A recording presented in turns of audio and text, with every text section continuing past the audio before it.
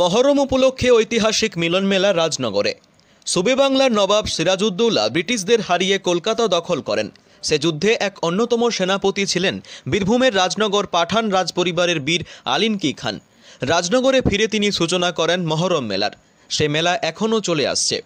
প্রতি বছরের মতো এবারেও রাজনগরের হাটতলায় আয়োজিত সম্প্রীতির মিলন মেলায় হাজির ছিলেন জাতি ধর্ম বর্ণ নির্বিশেষে বিভিন্ন বয়সী মানুষ। পাশাপাশি হাজির ছিলেন প্রশাসনিক কর্তা ব্যক্তি, রাজনৈতিক ব্যক্তিত্ব থেকে বিশিষ্টজনেরা। মেলায় সুসজ্জিত তাজিয়া ছিল, শাড়ি ছিল, লাঠি খেলা, যা মন টানে মানুষের। মেলায় আগত মানুষদের বিনামূল্যে পানীয় জল, ফলের শরবত বিলি করে প্রশংসা কুড়িয়েছে একদল তরুণের পরিচালিত আসিকানে তাজুস শরিয়া কমিটি। এ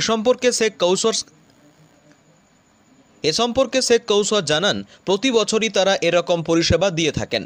রাজনগর থেকে উত্তম মণ্ডল ও বিশ্বজিৎ ঘোষের রিপোর্ট, লোকাল নিউজ।